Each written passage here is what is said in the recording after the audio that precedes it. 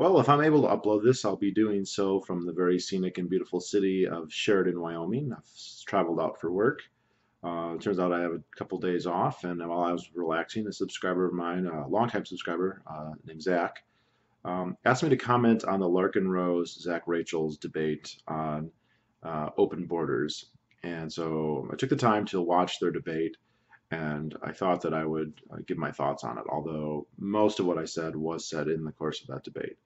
Um, I think the first thing to note is that I think this entire debate was a huge misfire on what could be a very interesting debate on, um, the utilitarian arguments for population control when it comes to libertarianism. All right, so for a very long time, the focus on the libertarian movement has been on converting people, on persuading people, on using economic arguments, moral arguments, um, uh, self-interested arguments to try and get more and more people to agree that yes, libertarianism is a good idea, and then to further motivate them to try and enact libertarian policies and bring about libertarian ends.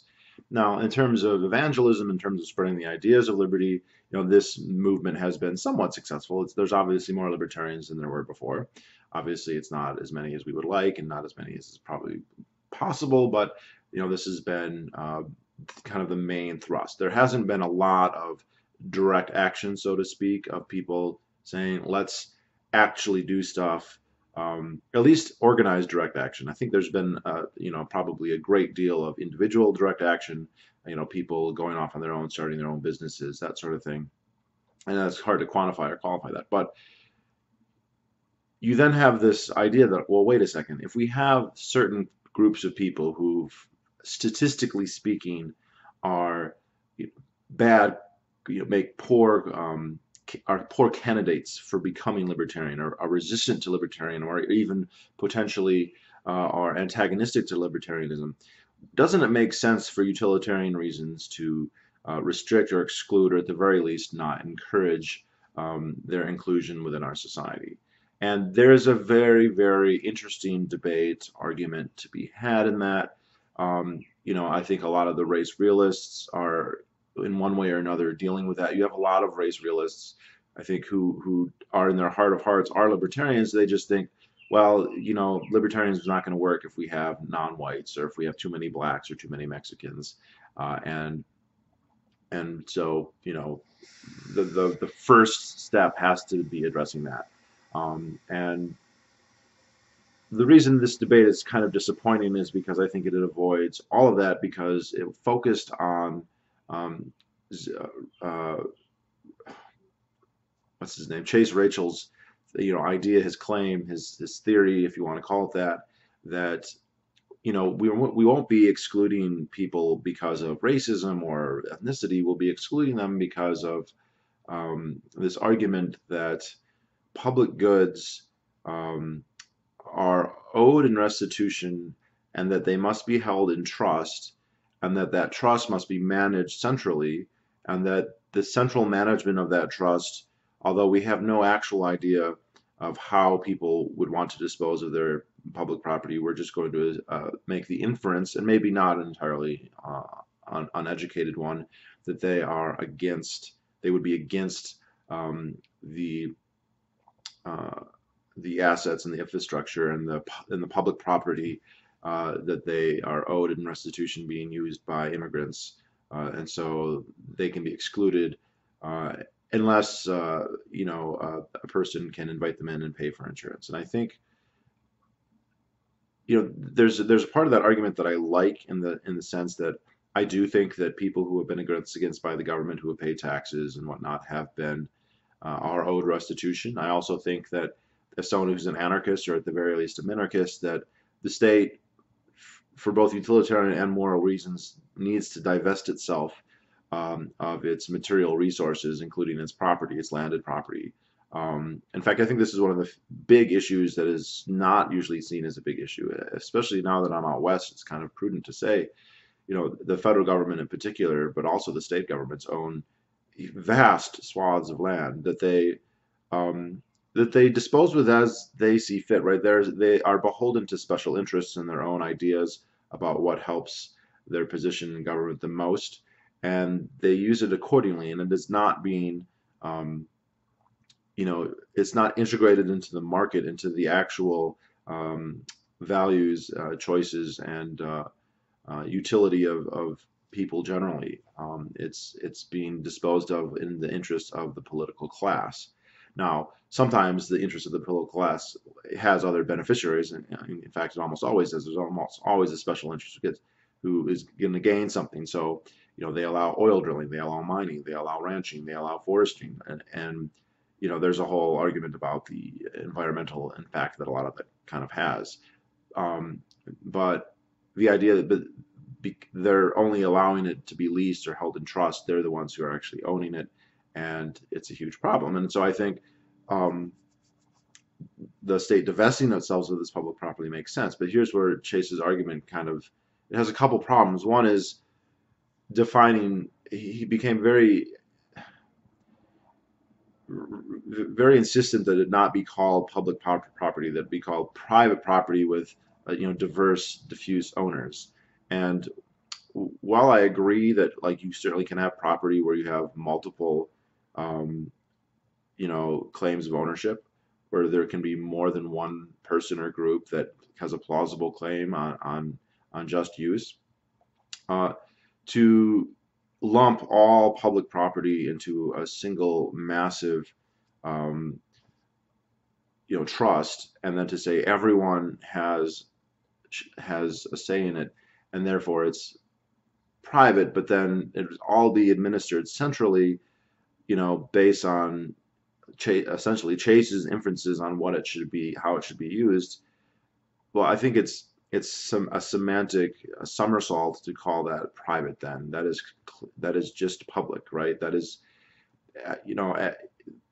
the true owner is the person who gets to decide, right? If there's some ambiguity in the ownership, who owns the policeman's car, who owns the White House, who owns Air Force One, the person who gets to decide how it's used, they have the de facto ownership, even if technically it belongs to the people. And in that sense, we don't, that's what public property actually is. It's held, um, and it's not necessarily all by the same government, right? Like there's probably property where the governor of a various state has more control than, say, the president does, or even the sheriff, or even an individual bureaucrat, right? There are probably individual bureaucrats who de facto own whatever, office space or a vehicle or bit of land, right? I think that there are, uh, rangers and park rangers and stuff who, in effect, in practice, own the land that they, are technically just managing in trust. Uh, yes, it's true that all this is based on plunder, and yes, it's true that those who have been expropriated either directly through eminent domain or indirectly through taxes and regulations are entitled to this. I agree with that, and that's the part of Chase's argument that I like. But where his argument becomes really strange is that those assets should then be divested, right? It makes no sense, if we're talking about justice, to go, yes, you're owed restitution, but then, and Larken pointed this out in the video, to then say your restitution consists of the property that you're owed being held in perpetuity and managed based on, again, the inferences of what we think is in your best interest. We being an interesting, who is this exactly? It would be a de facto government for all practical purposes.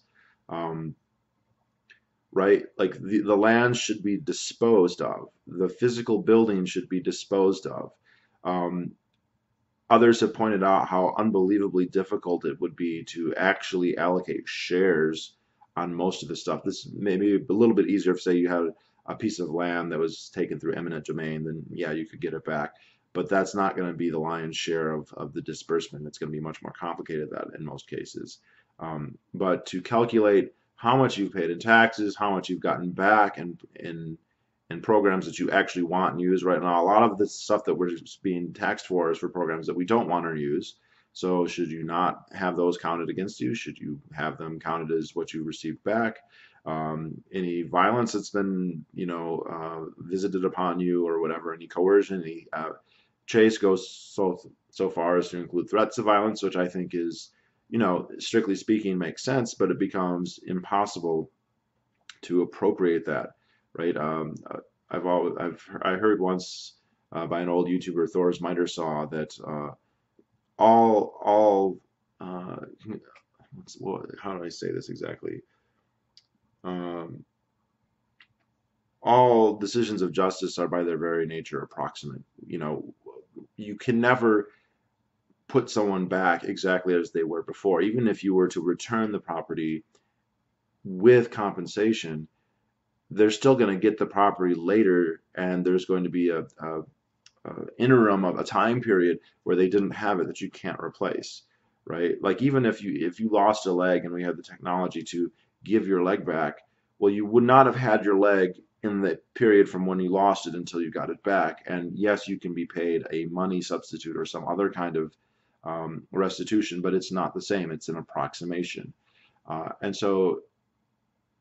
And that's even in something that's relatively straightforward. If we're talking about uh, your the aggregate debts that you are owed for everything that's happened into your life, um, and then calculate that by percentage of assets held by the state. I just think that that's ridiculous.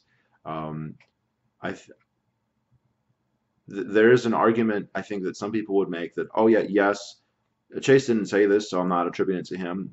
But you could argue like, okay, yes, restitution is justified, but the reason that we can't do a disbursement is because we can't be sure exactly who gets what. And while it's true, we can't be exactly sure who gets what. I really don't think that that's proper. I saw Jim Jesus made a video to that effect. Um, if we're going to have justice, though, it has to be dispersed. All right, we can't say no restitution because we can't be precise in disbursing it. No, it should be just dispersed, or it should be open to homesteading or whatever else, as long as the state is divesting of its interest. That's the main thing. As long as the property is disbanded, even if that disbursement is not perfect, it never will be perfect, right? We can't say no, justice must be forestalled forever because it can't be perfect justice. Then all justice would always be forestalled. I mean, in any case whatsoever, you could always say it doesn't matter that even if we're dealing with precise financial crimes that have, balance sheet book restitutional certainty, you still, oh, well, what about time and what about stress and what about blah, blah, blah? That doesn't mean you just stop, right? So I do think, and again, Larken pointed this out, that Chase is doing a lot of performative, ethical, argumentative somersaults to reach a conclusion he wants. It's not being intellectually honest. It's, I want to reach this conclusion. He's found a way that he thinks he can stick with the NAP and strict libertarian principles to achieve it. But I think the biggest omission is you get to the point where, yeah, we don't have a government anymore, and we're going to call all government lands private, and then as they're owed as restitution, and then we're not going to disperse them. We're going to hold them in trust and then manage them. And how these can be managed and how that management wouldn't be a new government is beyond me. And there's also the interesting case. He was at least intellectually consistent in the sense that he said if there's land that hasn't been improved upon, that's unowned, that hasn't been homesteaded, then that land should be freely open for people to immigrate to. So um, that is a kind of an interesting omission, but I think he would go so far as to, but then those people could never have any access to any of the infrastructure, to any roads or utilities, and what you count as land that's been improved upon could be fluctuated quite a bit. Like, well, there's cattle grazing there. Well, there's some irrigation going on there. Well, there's been surveys done, and that there's topographical maps that have been done, and there's signposts or gradients that have been changed, or drainage ditches and aqueducts and trenches and all, like even in very, very rural areas that to the untrained eye appear to be virgin, the hand of man is almost never far away for those who know how to look. And I mean, and this goes back way, way before even the United States, right? Even the hunter-gatherers were doing this.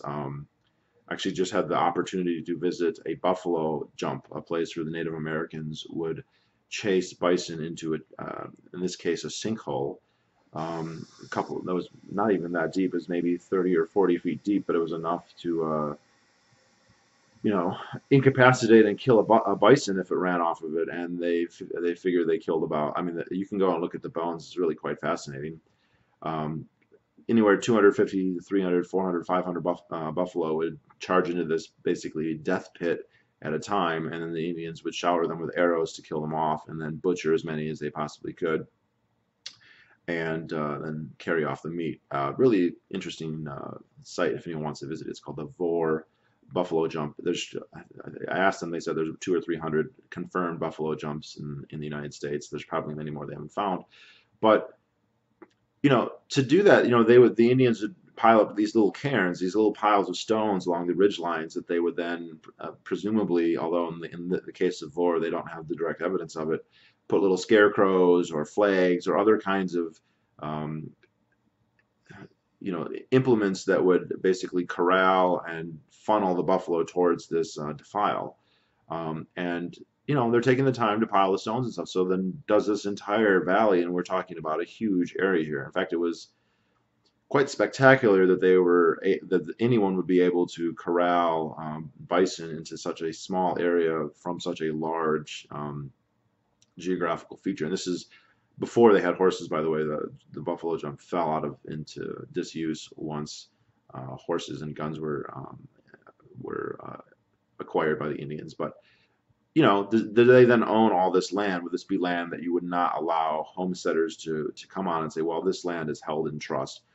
Granted, the Indians wouldn't be the same as the federal government, but that level of infrastructural investment, is that sufficient to invalidate any kind of homesteading?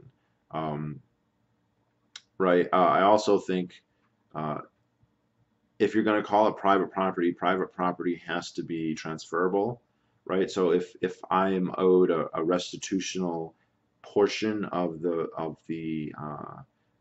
landed infrastructure of the government, then I should be able to sell that portion, right? I should be the owner. I should be able to transfer it. I should be able to, and if some Mexican comes and tells me, hey, I'd like to move to the United States, but this whole trust thing, owning all the infrastructure that's not a government but has control over everything, and has to do with this guy named Chase Rachel's the president of this non-state infrastructure empire. He has said that it is private property held by diffuse owners.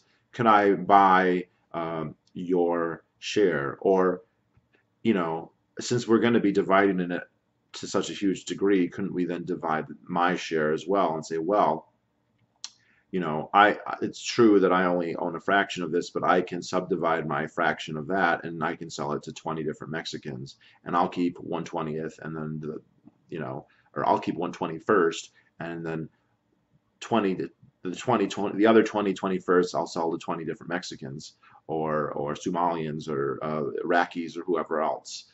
Um, like I don't see how that wouldn't both meet Chase's ideas here, but then also completely result in their being voided, right? Um, uh, and I also think that, Chase's position doesn't fall into closed borders, because we do have large areas of the border that there isn't really infrastructure. It goes back to what counts as infrastructure or not, where then people could just cross. So I think that this whole debate was rather silly and unfortunate. I think this was an example of a celebritarian trying to oust his stature by debating someone better known than he is, and spreading his own little pet theory, which has some merit in there, but ultimately I think is kind of ridiculous. And the whole thing just avoided some really interesting issues and really interesting discussions that could be had about, what do we do uh, regarding populations that just statistically are either not libertarian at all or not likely to become libertarian. there's interesting arguments to be had there, and there's a whole means and ends, and there's a lot of meat to be had in these debates, and I just think that this one was wasted on a really convoluted, ridiculously intellectually dishonest um, theory. I mean, that's how I come at, and I've known Chase for a long time, and while his self-promotion is annoying, I can't really fault him for doing that. Um, like he is an intelligent guy. Uh, not, I won't. I feel like I'm apologizing here. Like he's got like this particular idea. I think is just completely ridiculous. Doesn't mean everything that he's ever said is ridiculous or that I disagree with everything. In fact, he's personally practicing things that I very strongly agree with. He's started kind of like his own competitor to the Free State Project, the Blue Ridge Liberty Project, which he is literally the starter of that. Now, I don't, this isn't a very big thing, but it is a real thing that they're actually doing. And that's a type of activism that I, as a member of the Free State Project, heartily agree with, and think that there might be a solution in there for a lot of these debates about population changes and whatnot. Um, but that unfortunately was not the topic of the debate. We had to indulge this theory that I just think doesn't stand up to even the least bit of scrutiny. And I think Larken did a very good job, by and large, of pointing that out. Jim Jesus pointed out that if we're talking about threats of violence, because Chase was very clear, again, this appears to be as a somersault. Larken raised the issue: what if you have a person who lives in the United States but has never paid taxes? They've avoided it successfully through one mean, and there are people who this fall into this category, probably several million. Well, not several million. Well, it depends, right? The children, obviously, but like, um, there's people who consistently avoid some cat taxes. I don't know that there's many people who consistently avoid all of them, but hypothetically there could be. And Chase's response is, well, but they're still threatened with taxation, which is true. I agree with that. But the United States government also threatens people with drone strikes, right? That's everyone in Pakistan. That's everyone almost in half the countries in the Middle East. And there's more you could say. A Mexican could very plausibly say, well, I don't want to move to the United States. I had a great job as a subsistence farmer in such in Chihuahua or Sonora, but then the federal government of the United States forced my country to join NAFTA and GATT and the World Trade Organization, and now we have to have subsidized American corn flooding the market, and I lost my livelihood, and I was destroyed, and now I'm homeless, and now I want to move to the United States. Well, he was materially, he wasn't taxed, but he was destroyed, and he can make an argument, maybe one that we can't prove definitively, but at least plausibly, at least as plausible as the various claims that we would be trying to make for or against, our share of the restitution pie, that he's entitled to some of it. And it's hardly restricted to Mexican farmers there. We could go on and on and on and on and on and on and on. That level of claimant, if you draw the brush wide enough to include everyone in the United States, which Chase basically explicitly was doing, then those arguments would apply probably to everyone in the world. There's very few people, maybe a dictator who is expressly supported by the United States, where you could say, oh yeah, Hamid Karzai or Hosni Mubarak or some of these other people who didn't provide anything to the United States but only received its subsidy, and you couldn't really make the argument that they were harmed. Yes, to those people, but it would be a tiny, tiny fraction of the world that couldn't make a plausible claim then. And this isn't even like rise to the Hoppian level of exclusion of just make it all private, then no one can immigrate. It would be trespass if all of it was private. This is what also makes you think that like this is a concealed attempt. And I don't know that I've never known Chase to be racist or whatever. So I'm not. I mean, I guess by even broaching the subject, it could be said that I'm implying that's the case. I'm kind of just musing at the moment, but like, if everything was private, then the idea of these public roads that are just open to people just wouldn't exist. It would all be private, and there would be, I mean, most people don't allow a trespass. You would have commercial interests that would allow it on their property, and you would have transit interests that want to encourage people to use them, of course, for money, right? Like the airlines and the shipping companies and the toll companies and the road companies and the trains, they want people to use them.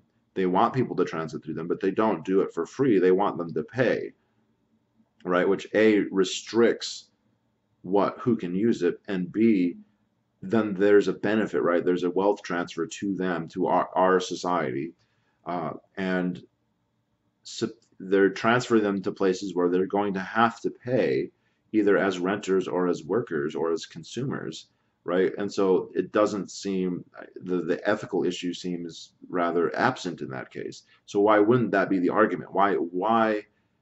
And I mean, I've seen this also. There's a double-edged thing. You have the state that has promised all these entitlements to people that it can't really pay. Um, this would be a good way to do it, was to just be, okay, we are not going to give you Social Security. Here's 100 acres. Boom. Walter Williams has, I don't know if he's done work on it, but I've heard him say as much many times. He goes, I'd rather get a disbursement of land. And what you would have happen in that case, and this used to happen in the past, by the way, when the federal government used to pay its debts with land. You know, you had all these veterans after the war, or the Revolutionary War, the War of 1812, who, you know, the federal government would be like, all right. Yes, you want to get paid, but how about 600 acres in Michigan or Wisconsin or wherever else? And what you would have happening then is these people would, some of them would actually move and use the land and create a homestead or a business or whatever. That could and did happen. You'd be giving people the option to do that, obviously. But for many of them, they said, well, you know, I don't want to go to the hassle of moving out to the frontier. Just like today, a lot of people, if you went to someone in New York City who was old Social Security and said, well, here's 100 acres in Wyoming. Yeah, you know, they might never go, or they might visit just for shits and giggles. More than likely, they would either rent the land out to someone else or they would just sell it. You would have a whole industry develop of land speculators and land managers who would be seeking people like this and saying, okay, you know, you have a title, you've been given a title in lieu of payment for entitlements to this land. And again, this could never be perfectly fair because land is not perfectly equal. And, you know, it's a sad friction of reality that you can't give everyone exactly what is deserved. And some people are going to get nice little parcels of land that are going to end up being worth a lot more. And some are going to get stuck with land that's not much. And, you know, ideally you would hope that there'd be some consideration of like, oh, well, this land is a sheer desert with nothing versus this property is actually pretty good for agriculture and might have a gold mine on it. You know, I would like to, ideally, if we're just talking hypothetical, you know, that will be considered. But again, we should not prevent perfect justice from stopping us from doing any justice, which I think would be the inevitable result if you were trying to get this to be perfect. But you would have a whole market develop of people acquiring and then reallocating these resources. Of course, by acquiring, they're paying off the owners, the title holders, and you know, the amount that they get paid, is that ultimately going to be worth how much the entitlements that they were promised? Maybe, maybe not. But I mean, they should never have counted on entitlements from the government. And just kind of an aside here, bondholders should not be paid anything. Fuck bondholders. You loaned the government money, that's your fucking problem. That was fucking stupid. You don't give rides to scorpions and you don't loan money to governments. It's just wrong. I'm sorry. And you know, if it ever got to the point, and I'm not predicting this is anytime soon, and I'm not even predicting this is the way it ultimately would happen if it ever were to, you know, this is one of those, it's a hypothetical possibility that has a statistical chance of happening, but how great that chance is probably relatively low. But you know, if I was to have my druthers, the people who hold government bonds would get nothing. And you know, them funding the beast would be a penalty basically for them. So yeah, I think that this debate was kind of stupid. Overall, it kind of avoided the actual interesting topics that could be discussed, you know, about race, about ethnicity, about culture, about how do we deal with this, about, you know, is there an argument for actual uh, preemptive coercion, blah blah blah. You know, not to tilt my hand on any of that, but to say that's where an interesting argument would have been. That's where an interesting debate would have been.